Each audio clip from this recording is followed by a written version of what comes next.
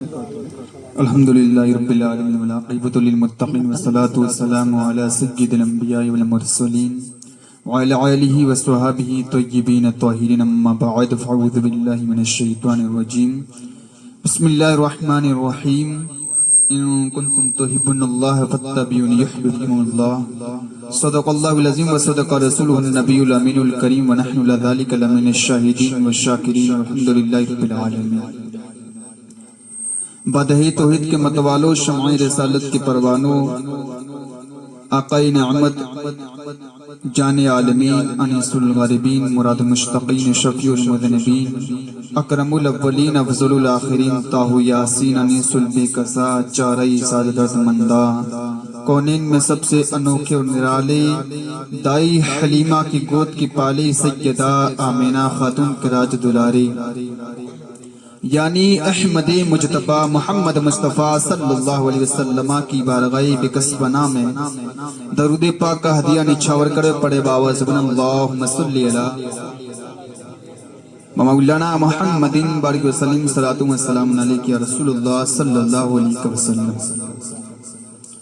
سرور کہوں کہ مالک و مولا کہوں تجھے، سرور کہوں کہ مالک و مولا کہوں تجھے، باغی خلیل کا گلے زیبا کہوں تجھے، کھیلے گی ان کے ثنا خواہ کی خاموشی، سب کچھ کہہ لے گی ان کے ثنا خواہ کی خاموشی، یہ کہہ کے میں چپ ہو رہا ہوں کہ کیا کیا کہوں تجھے، لیکن رضا نے ختم سخن اس پہ کر دیا، لیکن رضا نے ختم سخن اس پہ کر دیا کہ خالق کا بندہ خلق کا آقا کہوں تجھے، اور ان سے بڑھ کر آفاق کوئی کہاں دیتا ہے، وہ تو عشاق کو بھی جنت کی ہوا دیتا ہے۔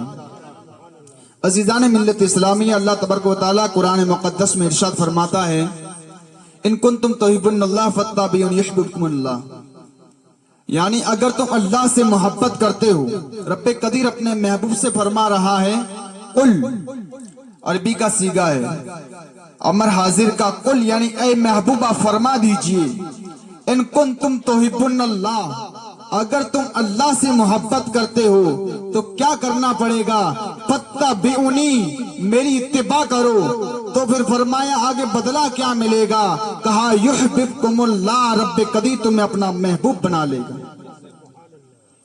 یعنی ابھی جو عشق کی باتیں چل رہی تھی، نعت مقبول صلی اللہ علیہ وسلم پڑھ رہے تھے، تو عشق کی باتیں تو میں عشق کی تفصیل بتا رہا ہوں۔ اس آیے کریمہ کا شان نزول کیا ہے، کس وقت نازل ہوئی، یعنی رب قدیر نے یہ نازل کس وقت فرمائی، تو علماء کہتے ہیں کہ یہ آیے کریمہ جو ہے مدنیہ ہے، یعنی مدینہ شریف میں نازل ہوئی۔ رب قدیر نے اس وقت نازل فرمائی جب آقا کریم صلی اللہ علیہ وسلم مکہ المکرمہ کے اندر موجود تھے۔ بعض کا قول ہے اور بعض کا قول ہے کہ مدینہ ہے، یعنی آپ صلی اللہ علیہ وسلم جب اس کعبے کے اندر تشریف لے گئے تو کفار قریش نے بتوں کو نصب کر دیا تھا اور ان کی پوجا کرتے تھے، تو رب قدیر کے محبوب نے فرمایا کہ اے لوگوں تم ان کو کیوں پوجتے ہو، تو لوگوں نے کہا، اس وقت ان کفار قریش نے بھی کہا کہ اے اللہ کے رسول، ہم ان کو صرف اللہ کی محبت میں پوجتے ہیں، یعنی ان بتوں کو پوجنا رب قدیر کی محبت میں تھا۔ تو اللہ کے حبیب نے فرمایا کہ یہ اللہ کی محبت نہیں ہے، بلکہ اللہ کی محبت تو یہ ہے کہ تم اسی کے سامنے جھکو، بت کے سامنے جھکنا شرک ہے، یہ ایمان کی دلیل نہیں ہے۔ اتنا کہنا تھا کہ رب قدیر نے یہ آیت کریمہ نازل فرمائی، اے حبیب قل، آپ فرما دیجئے کہ یہ جو آپ محبت کرتے ہو، مجھ سے محبت کرتے ہو اور بت کو پوج رہے ہو، یہ سراسر غلط ہے، بلکہ فاتبعونی، میرے حبیب جو کہہ رہا ہے، میرا محبوب جو کر رہا ہے، اس کی اتباع کر لو، اس کی پیروی کر لو، تو بدلہ تمہیں ملے گا، یحببکم اللہ، میں تمہیں اپنا محبوب بنا لوں گا۔ اللہ کا محبوب بننے کے لیے شرط ہے اللہ کے رسول کی پیروی۔ پھر اس کی دلیل اللہ کے رسول فرماتے ہیں، لا یؤمن احدکم حتی اکون احب الی من والدہ وولدہ والناس اجمعین، کوئی کامل مومن ہو ہی نہیں سکتا دنیا میں، کب تک یا رسول اللہ، जब तक के वो मोहब्बत न करे अपने वालिदैन, अपने बच्चों, अपने माँ बाप तमाम से। हदीस पाक में है कि अपनी जान से भी ज्यादा मेरे महबूब से मोहब्बत नहीं करेगा तो मोमिन हो ही नहीं सकता। मोमिन बनने की शर्त अल्लाह के रसूल ने ईमान की लगाई और फिर क्या फरमाया, रब्बे कदीर ने फरमाया कुरान मुकद्दस में, वला तहीनु वला तहजनु व अंतुमुल अलाउना इन कुंतुम मुमिनीन। तो मोमिनों जब मोमिन बन जाएंगे हदीस मुबारका के मुताबिक तो बदला क्या मिलेगा, वला तहीनु, टेंशन मत लो, वला तहीनु, न घबराओ न टेंशन लो, क्या मिलेगा, वला तहीनु वला तहजनु व अंतुमुल अलाउना इन कुंतुम मुमिनीन। अगर तुम मोमिन हो तो तुम इस सर बुलंद रहोगे, तुम इस सब के ऊपर रहोगे। तुम्हारी जो है कुव्वतें हैं, तुम्हारी जो जिस्म के अंदर ताकतें हैं, तमाम कुफार के ऊपर एकदम सबसे आला दर्जे की क्वालिटी रखेगी। अल्लाह के रसूल ने कुरान मुकद्दस और कुरान की हदीस की रोशनी में ये आये करीमा का नुज़ुल हुआ। यानी अल्लाह के रसूल की मोहब्बत सबसे पहले शर्त लगाई। अब लोग कहते हैं नमाज की बात की जाए, वो की जाए, तो सबके लिए इंजेक्शन एक ही है कि इसके मुस्तफा की बात की जाए। जिसके कल्ब में इसके मुस्तफा बस जाए वो न नमाज छोड़ता है, न ज़कात के अंदर कोताही करता है, न किसी फैले शरीयत के फैल के अंदर कोताही करता है। जिसके दिल में इसके मुस्तफा बस जाए हर चीज के अंदर शरीयत मुस्तफा का पाबंद नजर आता है। दूसरी जगह इरशाद फरमाते हैं कि ला युमिनु, कोई मोमिन नहीं बन सकता जब तक कि मेरे महबूब से मोहब्बत न कर ले। अब मोहब्बत करने वालों ने की, हम तो क्या खाक करेंगे। हमारे पास सिर्फ इश्क का नाम जो है वो रटा हुआ है, वो भी उल्टी जगह जा रहा है। बल्कि इश्क़ मुस्तफ़ा क्या है, इश्क़ मुस्तफ़ा तो सहाबा ने किया है, फारूक आजम ने किया है, उस्मान ज़ुन्नुरैन मौला अली ने किया है। साहबा का इश्क क्या था, अरे साहबा तो जान थी जिनके अंदर, इनको साहबा की बात तो अलग रही, अपनी जगह सही दुरुस्त है और बुलंदो बाला रहा करती है, लेकिन बेजान जिनके अंदर कोई जान नहीं, जिनको रूह कहा जाता है, कोई जान नहीं ना अंदर रूह है, वो कैसी मोहब्बत करते थे। सुतूने हन्नाना का नाम आता जिसे मुबारका में कि एक जो दरख्त था, एक दरख्त जिसकी पूरी साख थी, यानी सूखा हुआ दरख्त था, जिसके ऊपर जिस वक्त मस्जिद नबवी के अंदर मिंबर नहीं बना हुआ था तो अल्लाह के रसूल अपनी टेक लगाकर उस सुतून हन्नाना की टेक लगाकर खुतबा पढ़ा करते थे। जब सहाबाए किराम ने देखा कि अल्लाह के रसूल को तकलीफ हो रही है, एक दरख्त के अंदर खजूर का सूखा हुआ दरख्त जिसको ऊपर आप टहनी के ऊपर जो है पीठ लगाते हैं, तो सहाबा ने मिंबर बनवा लिया, एक आलीशान मिंबर बनवा करके मस्जिद नबवी के अंदर रख दिया गया। तो फिर क्या हुआ, अल्लाह के हबीब मिंबर पर जलवा फरोज हुए और खुतबा देने लगे। खुतबा जब दे रहे थे तो किसी के रोने की आवाज आई, धीरे धीरे आवाज बढ़ती गई, इतनी बड़ी कि पूरी मस्जिद नबवी गूंज उठी। अल्लाह के रसूल मिंबर से नीचे तशरीफ ले आए और फरमाया कि ये कौन रो रहा है। तो किसी ने जवाब न दिया तो अल्लाह के रसूल सल्लल्लाहु अलैहि वसल्लम उस खजूर के सूखे हुए दरख्त के पास गए और उसके ऊपर अपना दस्ते शफकत रखा।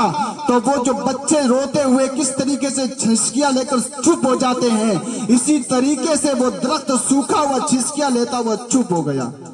और ये सही हदीस से रिवायत मौजूद है, यानी ये इसके ऊपर किसी का इख्तिलाफ नहीं है। तो अजीजाने मिल्लत इस्लामिया, यानी एक सख्त सूखा हुआ दरख्त हुजूर से किस कदर मोहब्बत कर रहा है। मोहब्बत किसे कहते हैं, जो अल्लाह के रसूल से की जाए वो तो करने वालों ने की है। कौन कहता है कि जो है दुनिया के अंदर इसके मुस्तफा के अलावा भी शय है, हर शय से आला इसके मुस्तफा है। अल्लाह के रसूल सल्लल्लाहु अलैहि वसल्लम से जिन्होंने मोहब्बत की, उन्होंने जिस जानिब का रुख किया वो जानिब उनके कदमों को चूमती हुई नजर आई। क्या वजह थी, करबला को देख ले, सामने 22,000 का लश्कर जर्रार मौजूद है, लेकिन इधर 72 थे। तो 72 के अंदर क्या था, 22,000 खोखले थे, 72 के अंदर इसके मुस्तफा था। तो मैदान उनकी कदम बोशी करता नजर आया। वो 313 थे तो लरसता था जमाना, आज हम करोड़ों होकर भी करते हैं गुलामी। وجہ کیا ہے کہ وہاں 1000 کا لشکر تھا، لیکن اللہ کے حبیب جب مکہ المکرمہ سے بدر جا رہے تھے تو ساتھ میں 313 تھے جن کے پاس تلواریں ٹوٹی ہوئی تھی۔ بعض کو تو اللہ کے رسول نے لکڑی پکڑوا دی اور کہا کہ صحابہ لڑو، یہ تمہارے تلوار کا کام کرے گی۔ تو وہ جنگ ایسی ہوئی کہ اللہ رب قدیر نے اس صحابہ کو وہ وفے نصرت عطا فرمائی کی تاریخ کے اندر ایک تاریخ بن کے رہ گئی۔ کیا وجہ تھی؟ اس کے مصطفیٰ تھا۔ اسی ملک ہند کے اندر کافی کفایت علی کا نام سنا ہوگا۔ علامہ کافی کفایت علی کیسا عشق کرتے تھے حضور سے، اللہ کے رسول صلی اللہ علیہ وسلم سے، وہ محبت تھی ان کے دلوں کے اندر کہ ایک مرتبہ جنگ آزادی کے موقع پر جب جو ہے پورے ہندوستان کا پورا نظام درہم برہم ہو چکا تھا، انگریزوں نے تشدد کر دیا تھا، ملک ہند کے اندر جو ہے ایک طریقے کا ظلم تشدد کا پہاڑ توڑا جا رہا تھا، اس وقت جو ہے کافی کفایت علی نے ایک فتویٰ لکھا تھا، وہ یہ تھا کہ انگریزوں کے خلاف جہاد کیا جائے۔ تو آپ کو نظر بند کر دیا گیا، قید کر دیا گیا۔ جب جیل کے اندر لے گئے تو آپ وہیں رہنے لگے۔ آخر وقت یہ آیا کہ آپ کو پھانسی کی سزا سنائی گئی۔ جب تختے کی جانب لے جاتے ہیں تو ان پھانسی دینے والوں کا ایک قانون ہے کہ اس کو آخری جو ہے اس کی تمنا کیا وہ پوچھی جاتی ہے۔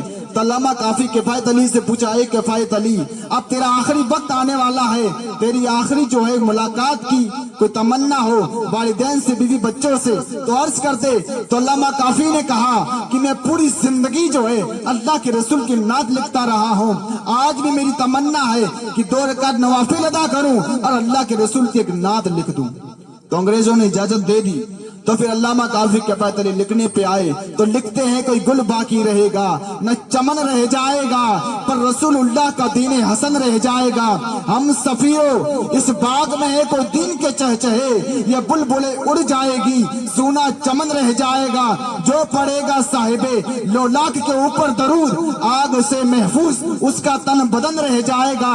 اطلس و کم خواب کے پوشاک پہ نازا نہ ہو، اس تنے بے جان پر خاکی کفن رہ جائے گا۔ اور کہتے ہیں سب فنا ہو جائیں گے کافی وہ لیکن حشر تک، سب فنا ہو جائیں گے کافی وہ لیکن حشر تک، زبانوں پر نعت حضرت کا چلن رہ جائے گا۔